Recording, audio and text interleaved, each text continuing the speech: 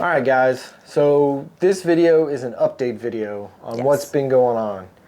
So we had planned on doing a whole bunch of really cool videos for you this past few months and things like that at Carowinds and antique malls and shopping malls and stuff like that. And we had tons of stuff planned, which we still plan to do. Yeah, because we did actually go to some and we filmed, but But unfortunately, as you can see, I look a little different than what I used to. I'm no longer bearded and I have no hair at the moment because we found out that I have cancer. I have a Hodgkin's lymphoma. It's got some long name for it. Yeah, we'll put it down in the bottom. It's a rare form of Hodgkin lymphoma. Yeah. So it was starting to affect me, and I didn't know what it was going on. So of course, when we were filming, when we were going to antique malls and things like that, I was having trouble walking. I was losing tons of weight. I was getting very tired. I was getting exhaustively tired. And so you were also having pain, in his groin area when he was walking, so it was causing him to limp, and you thought it was pulled muscle, and that's kind of what you thought the cause was, and then you also ended up finding a lump on your neck as well, which he couldn't see because of his beard. So it was kind of hidden, and then he kind of realized it was getting a lot bigger. So then he started doing the thing that most people do, Googling things. And at the time, I was aware that he was losing weight. He was really tired.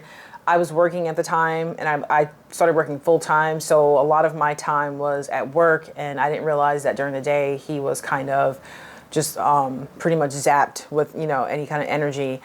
And so I didn't really realize how much it was affecting him until I started realizing the weight loss, which it was just kind of weird. Why was he losing so much weight so fast? And so fast. And so he eventually told me about the lump on his neck, and it was all, just to kind of go into detail, it was all on the left side.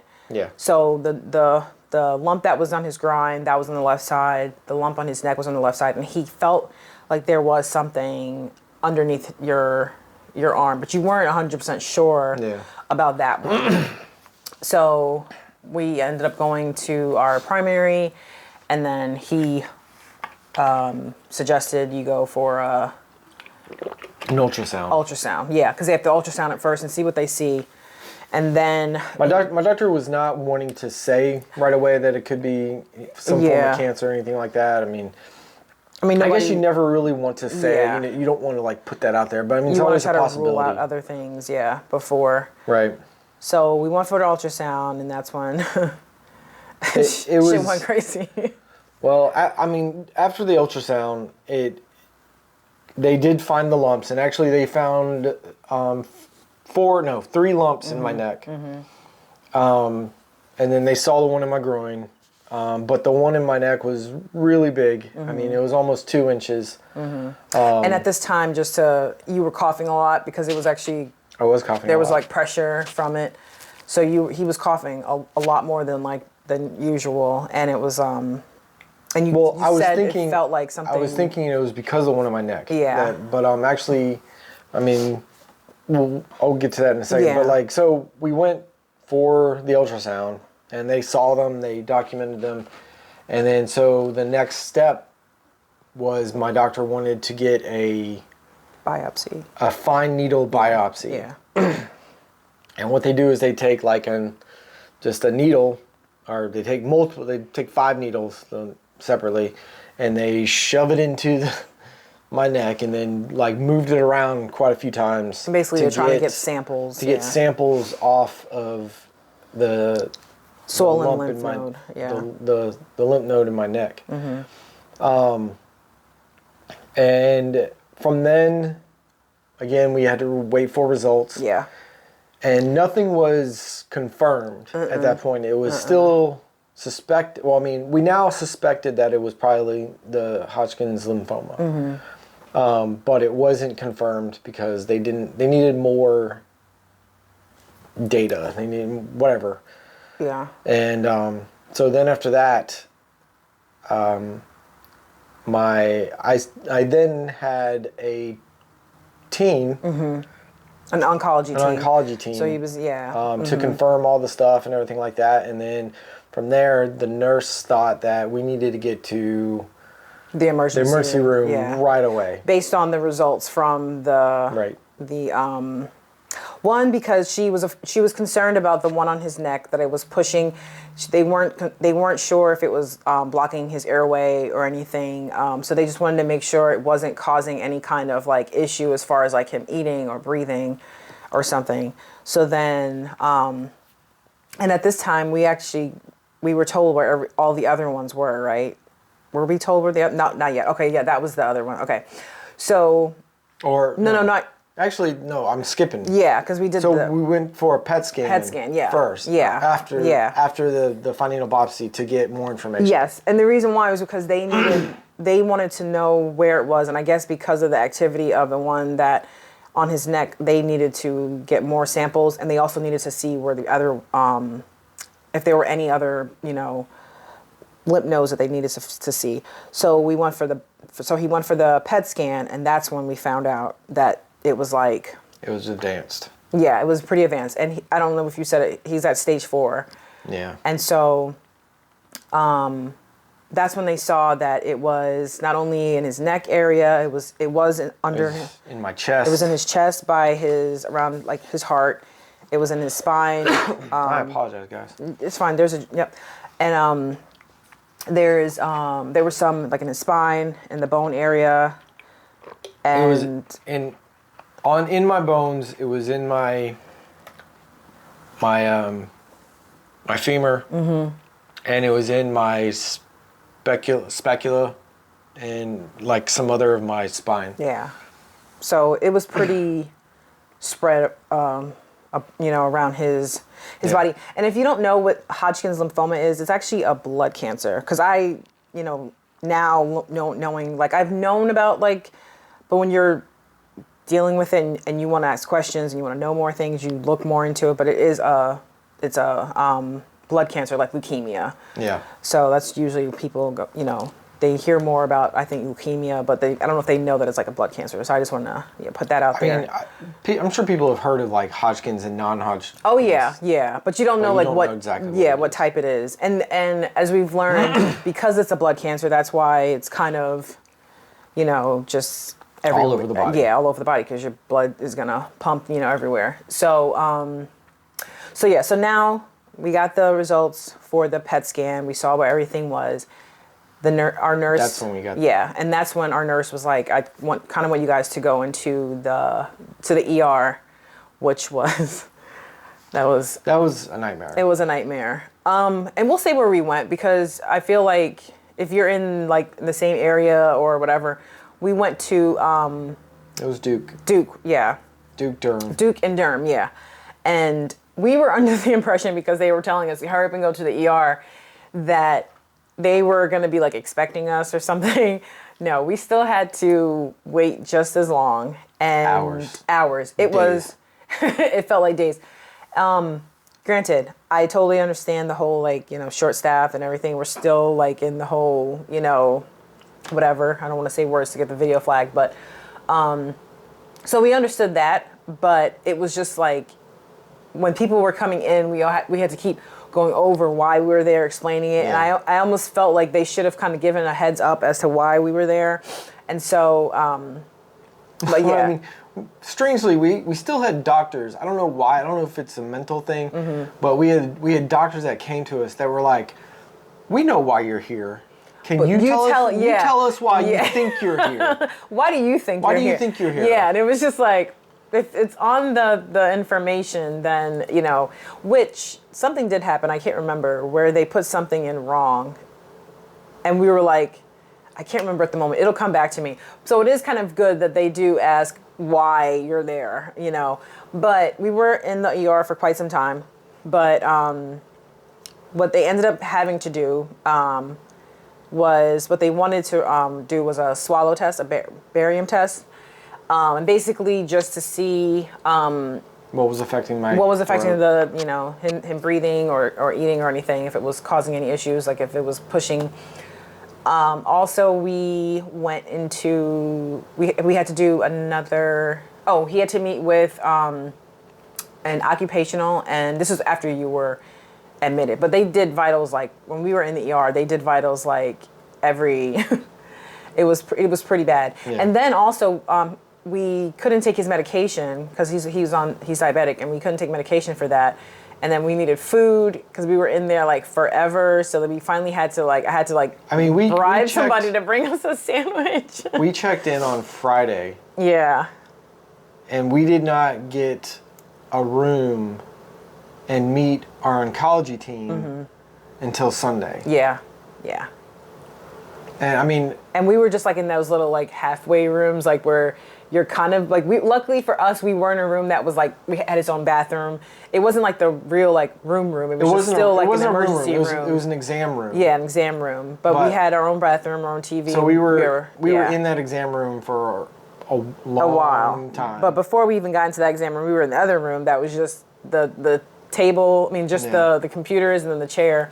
And we were in there for quite some time. I kept sticking my head out of the door, and I'm just like, what's going on? We were in that room for about 6 hours, 5-6 hours. Yeah, yeah. And mind you, sometimes those things are not comfortable. At this point, he was having a lot of pain in his hip. So it was like he was trying to shift from different sides, you know, and that was making me anxious because I was just like, I knew he was uncomfortable. And it was just like we were trying to figure out what we were about to get into, why, you know, everything was so like hurry up and come to the emergency room.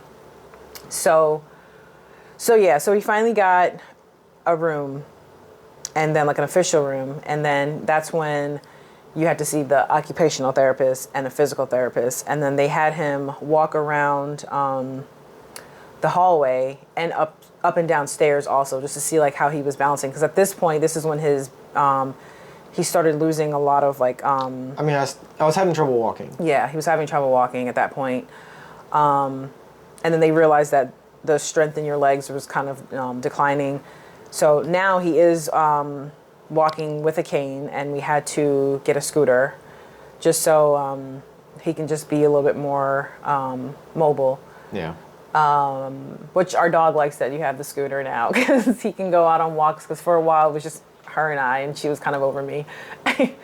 So how does that make you feel right now? Like, I mean, at this point, when you had to do the occupational and physical therapy stuff, the whole thing's been tough. Yeah.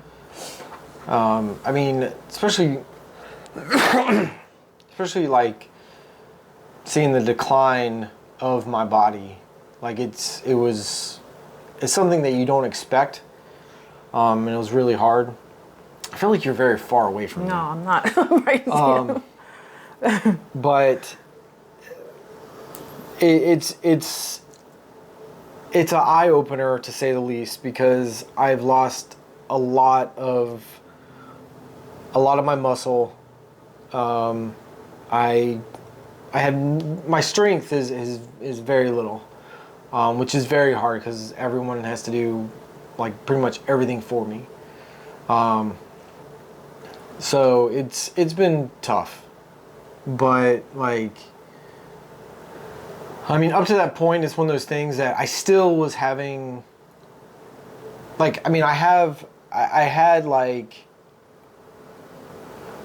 I don't know, I guess part of it was like, part of my thoughts were also determined on what other people were telling me. And I'll say this, as far as, I'm still going through my treatments right now. Which we'll get into, yeah. We're only about halfway through. Yeah. But when I first was diagnosed, people, which was in September. People were very, I think they were overly positive. I don't want to say that you shouldn't be positive about, like, you know, treatments and things like that. I think you should have some sort of level of positivity to make sure that you're going to, like, I'm going to beat this, I'm going to get through this, I'm going to do different things like that. But I feel like people were overly positive about the situation by making it seem like, oh, it's just Hodgkin's. It's not that bad. If you're going to get cancer, that's the cancer to get. If I hear that again, I may have to just smack someone, because you don't want cancer. I don't care what you say. Like, you don't want any cancer. I'm not going to tell people, oh, if you're going to have cancer, you might as well have Hodgkin's lymphoma, because that one's treatable compared to, you know, breast cancer or, you know, testicular cancer, stuff like that. Like, they're all different on their level of where they sit. I will say yes, the Hodgkin's lymphoma is not as severe as like a pancreatic or something. Something that's, you know, like a breast cancer or testicular cancer or anything like that. But the problem with saying that is I am going through the same kind of treatment that they have to go through. It's not like, oh, you have lymphoma, it's going to be gone in a month. No, this is a multi-stage, multi-month, multi-time. Like, it's the same kind of treatment. I still have to do chemo. There's still a possibility of radiation therapy at the end, which we don't know just yet. So, like, you can be positive, but don't let people, like, make it seem like it's just this easy walk in the park. I felt like tons of people kept telling me, oh, it's treatable, you're going to be fine. You know, my cousin, my brother, my whatever had it, and they're perfectly fine. I'm like, that's great. Your journey's different than mine.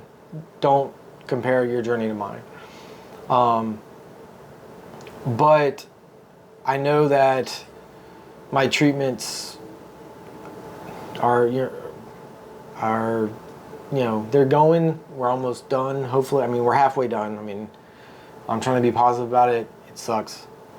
But I mean, back to where we sit with the story. Like, after I did all that, we were still in the room, and this was Sunday, and they were wanting to do a biopsy on one of them. But now they wanted to actually... And so it was really decided amongst the one on my neck, because it was so large, or the one on my groin.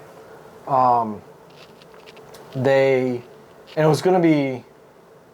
I can't remember what day. I can't remember if it was Monday or Tuesday. I think it was Tuesday. I think it was Tuesday. They were... Yeah.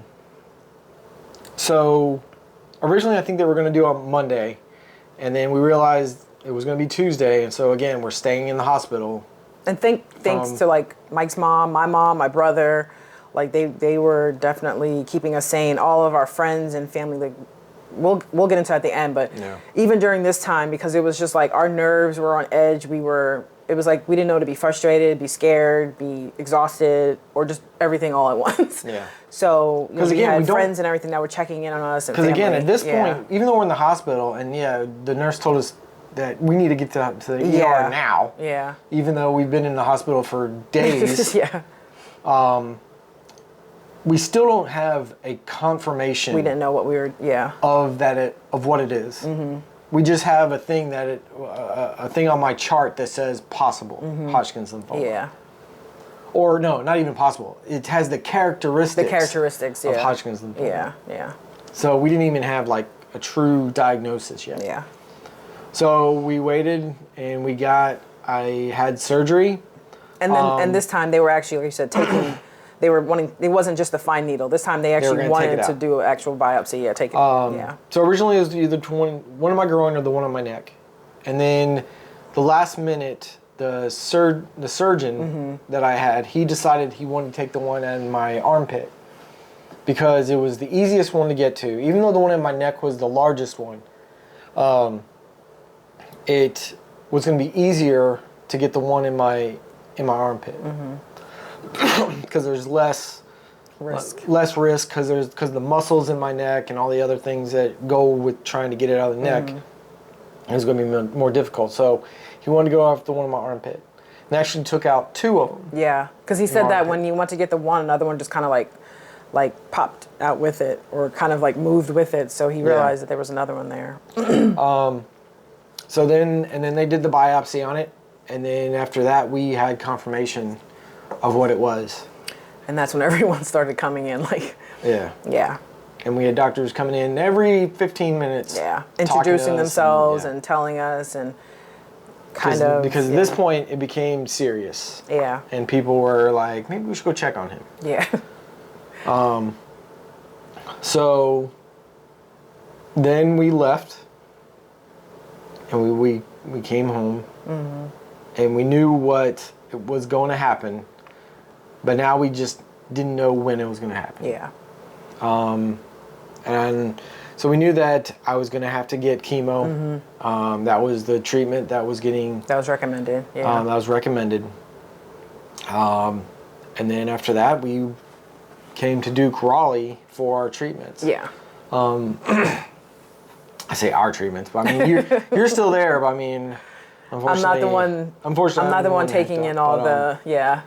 So after that, we had to come back and get a few other tests. I mean, I've been going through tons of tests. Like a lot of blood work. A lot of blood work, lots of tests. The next test is I had to do a test for my heart. No. My cardio. Yeah. Yes. My. Basically cardiovascular system. Yeah, basically just to see if his heart was strong enough to withstand like and make all sure I the didn't have any blood clots. Yeah. Or anything like that. Yeah. Oh, because we did have a little scare about that. Oh, we didn't even go into that with the nurses and the blood with the IV. That was a nightmare for him in the hospital. Do you remember that? Yeah. Because they kept needed to take blood and all this other stuff, and so one of the nurses changed his IV. And it was interesting. They had like this new machine and everything. Here. Yeah. But after a few days in the hospital, it was on his left arm. Yeah. It was hurting. Yeah. Me. Like it was uncomfortable, and I couldn't do it anymore. Yeah. And so I asked if we could do another one. And at that point, they wanted to go into my arm, not into my thing, just so I didn't bend it as much, so it didn't irritate me. And then, so the first nurse that came in, she put it in, and I can't even remember. That's anymore. And then you had to get what was it that you got, the magnesium? Yeah, it hurt when she put it in, and then we left it in, and it was uncomfortable. Yeah. But then I had to get a magnesium because his levels were low. Magnesiums were low. Yeah. And it hurt. You said it felt like your arm was on fire. My arm felt like it was on fire, and apparently the IV wasn't done right.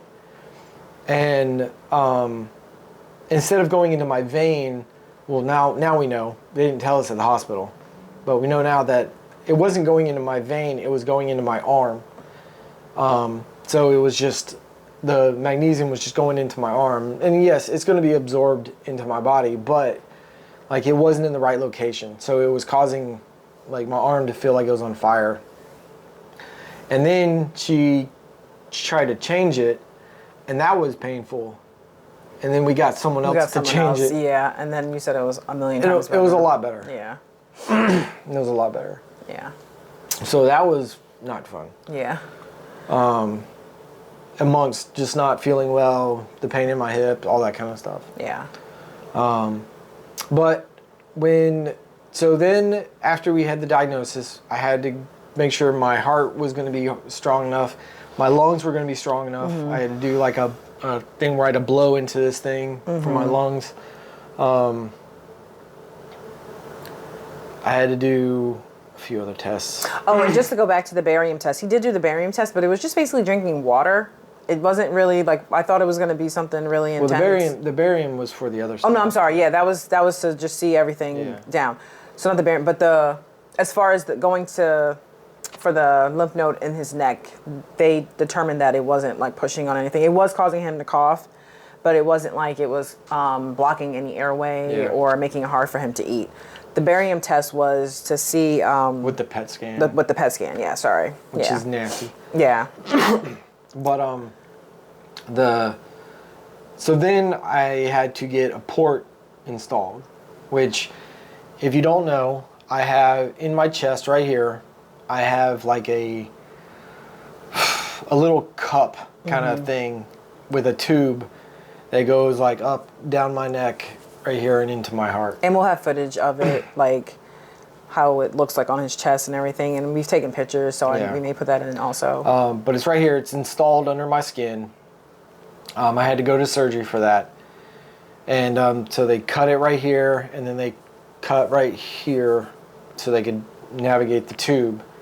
And then every time I go for my sessions, they jab the little cup with a needle, and that's where all my stuff goes into, instead of like putting an IV in my arm. And that's another reason why I brought up the IV, because if he didn't have a port, every time he went for his infusions, he would have to get IV, IV, and so that would just make, his arms just like, if it was that horrible and, the hospital, I know it would have been just like god awful for you. So then after that, the week after, actually not even the week, it was like 4 days. So 4 days after I had my port installed was my first treatment, which was fairly quick. Yeah. Because they want to get started right away. And that's when we met our doctor and everybody in our team. They came in, introduced themselves, and that's when we learned the actual diagnosis, like the type of Hodgkin's lymphoma, because the doctor told us, and then she went into that it was rare, but she's treated other patients that had that same form or, type of Hodgkin's lymphoma. And so that made us feel a lot better that she was something that she'd seen before. She told us basically what her approach was going to be. And she did mention at that time that after the 6 months of treatment, we may have to do radiation at the end of that. But she didn't know. And basically it's based on how his body reacts to the treatment throughout the time, and then if they feel like there's any little bit left that they need to just kind of like zap and kill, then that's when radiation would be. Where we stand today is January 25th. So we started this back in, your first treatment was it in October? No, November. No, November. October was when I got my port installed, yeah. So we started the next week was November. Yeah. So today's January 25th, 2022. And actually I have a treatment today. And we have a treatment today. But we are post his first PET scan since treatment has started. So we meet with the doctor today, and we're going to find out what she sees as far as like if treatment is working. We did have to change some of the treatment because it was a little bit too aggressive for him. And he started having a lot of neuropathy in his hands and in his feet. And basically neuropathy is like a nerve pain. And it's like if you're, it's a nerve condition. I'll let you explain like what it feels like as far as like. So, I mean, it feels like if your like leg goes to sleep or your hand goes to sleep or something like that, and you have like the pins and needles when it starts to wake back up, that's what it feels like, but it feels like that all the time. And sometimes it gets worse than that, like it feels like it's on fire.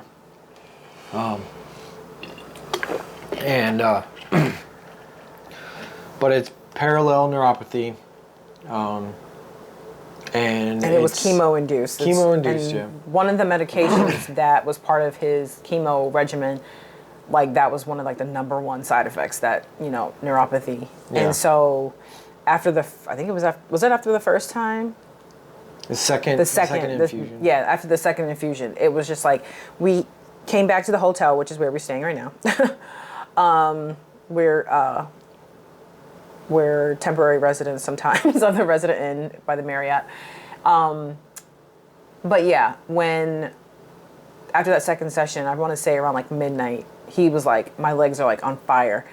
And I didn't really know what to do because that wasn't that wasn't something that we were thinking was going to be such a problem. So we had to call the on-call doctor, and the on-call doctor had to give him some meds to help it. We've been working now with his oncology team, and now also with a pain management doctor to try to get, I don't really want to say too much of the types of medication that he's on. A lot. Yeah. But if you do have questions because you're experiencing that, then we'll say it. But I just don't want to I don't want to say certain things and then people are like, well, oh, we're not a doctor. Yeah, and that's the thing. So you want to talk to your doctors and see what works for you. Tell them how you're feeling. Describe to the T how you're feeling, and they may be able to figure out what works for you. But I just don't want to suggest oh, this is what's going to work. Is this what works for him? But we are working with pain management. And I'm also on a combination of things to do multiple things. So this one does this thing, this one does this thing, and they're supposed to work together. So it's it's not just one thing that changes everything. But what I will say that seems across the board for the nerve pain medications, they do take a while to work. They do. So I just want people to know that if they're having that issue and also your doctor gives you something, you may or may not get instant relief. So just prepare yourself for that, because I think we didn't know that either, and then we looked it up and it was it takes 2 weeks or this, whatever. So mentally try to prepare yourself that it may not give you that instant, but work with your doctors to try to figure out what, and that's what we're still trying to do, But also another side effect from the chemo, after the first session, he started getting hiccups really bad. And that was because of all of the cluster of lymph nodes that were by his chest, and the chemo was just kind of activating them or something. And so he actually had to get medication for the hiccups, which who knew there was medication for hiccups, because it was to the point where it was really aggressive hiccups and irritating him. So. But and then after we started the chemo, I had those side effects. And then the other side effect is I started losing my hair. Yeah. So I've lost my hair in my head, and it's just a fuzz right now. And then I lost my beard, unfortunately. And then we just been doing every treatment. Yeah. But the treatment makes me very tired. After the first couple treatments, I did have some nausea and stuff like that, and I was doing pretty bad. But my body, I don't want to say my body's, better at that, but I have less nausea right now. Yeah. The nausea hasn't really been that bad. I think it's the neuropathy and the fatigue and also with the neuropathy and the fatigue, being that you were already kind of weak on your with your balance and everything. I think your balance is way more off, and he's definitely when he goes to the hospital, they have to give him the fall risk little wristband, and we have a whole box of wristbands because just from all of the appointments and everything. But yeah, so it has made it harder for you to just feel steady. I do have trouble walking. I can't walk very far without getting tired, and I have trouble walking as far as my balance and stuff. I haven't fallen, but I've been close. Yeah. But my balance is off. It's just it's difficult. It's been a real challenge, and things have been an eye opener as far as what you don't always, I don't want to say appreciate, but what you just take for granted in the most part, because the neuropathy in my hands, it makes it hard for me to pick up stuff. I have trouble writing my own name because of it. And I realized that when I had to sign stuff at the doctor's office, and I can't write because my fingertips don't have the same sensitivity that they have because of the pins and needles, and so it makes it harder to realize what you're doing. And I didn't realize that. So it's been interesting, but we do plan on doing some more things in the future. We want to do some more videos for you guys and go back to the antique malls and show you all these fun things that we enjoy doing. But this video is basically just an update, because I know some of you do wonder, why haven't we put out a video yet? We haven't done any podcasts. We haven't done any of the game nights. We haven't done any of these things, and And if you follow us on Instagram, you probably know, like, follow us on Instagram. If you follow us on Instagram, you already know what's been going on. Because it's just easier to kind of like put updates and, it's me writing the updates right now because I was just giving Mike some time to process everything. And so... and I still have my times when there are hard days. Yeah. And it's one of those things that if you're going through something like this, you will be emotional. Like, there will be times that you just break down because it's a whole new, like, experience, a whole new world that you go through. And it's hard. Yeah. And it's very emotional. And there are days that you can't take it. And you just break down, and that's perfectly fine. And it happens to me, and it's what it is. It's happened to my family. My family is going through a whole new range of emotions now.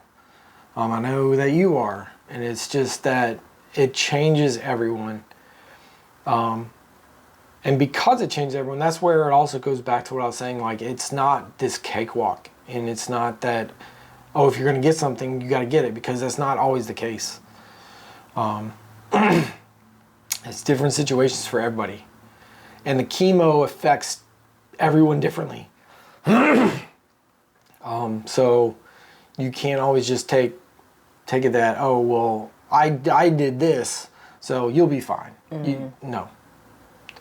Everyone's path is different. And it's good to be positive, but just know that it's going to be a task, and it's going to be a journey. And at the end of the journey, you may be stronger, you may not be stronger, I don't know. But just know that there will be an end to the journey at some point. So, but even after this, even after my sessions, my journey's not over. I do have survivorship that I have to deal with for the next 5 years. I have to go back to the doctor. I have to do tons of freaking tests over the next 5 years to make sure nothing comes back. Because the form of the Hodgkin's that I have is notorious apparently for reoccurrence and also causing other types of cancer. So I have lots of tests over the next few years that I will be doing, which will be great. But also in this video, we wanted to show you what I go through. So we're going to try and film all the stuff, and show you the different things. I don't know how much we're going to film, but I'll try to get as much as I can. And the nurse, every so often, like when we're at the appointments, I do film stuff. So I kind of let the nurses know that we're filming stuff. So, I mean, I think it's not really just for like it's for other people also that are going through. Because as we posted things on our Instagram, we've talked to so many people that are going through similar things or went through similar things. And, you're now part of a community that you didn't really want to be part of, but at least you know that there is other people that are out there rooting for you, and you're helping them, maybe go through something that they're going through. And don't think with what I was saying before that with like people rooting for us, that I don't not appreciate the positivity. It's more of some people at the beginning, for one, have not gone through anything like it. They're reading stuff and then trying to tell me. Yeah, so I had somebody that I know that I everything in me, you see how my eyes just like rolled up. Everything in me wanted to, I actually had to turn away from the person because everything in me wanted to kind of like punch them in the face, and I'll just be honest. Because when I said that it was Hodgkin's lymphoma, they were like, oh, there's lots of technology now, and the technology is this and that. The technology doesn't like tap him on the head and then it goes away. Like, he's still having to do 6 months. The technology is still chemo. Yeah, the technology is still chemo. It's just a different type of research. We just have more research. But at this point, we didn't know that he had like a rare type or anything. Yeah. So it's not we appreciate the encouragement and the kind words and people checking in on us. It's when you, like you said, if you're going to get anything, get that one. It's like, those kind of comments. Don't say that to anybody. Don't say that to anyone that has a family member that's going through it. Because, do I still see him as himself? Yes. But do I still see him struggling every day? And the roles have completely changed and it's stressful some days. And that doesn't, we're not saying to ourselves, well, gee golly, I'm happy you didn't get, prostate cancer or something. No, like we still are going through something. So don't say that. But check in on your people or, that I do appreciate the people checking in on us. Yeah, and we've had like complete strangers checking in on us, and that's awesome. And rooting for us. Yeah, and, we thank you, and that. we hope that, we can show that gratitude as much as we can. I mean, I guess I probably should have said, I don't want people who, one, has not gone through it and make it seem like, oh, it's simple kind of thing.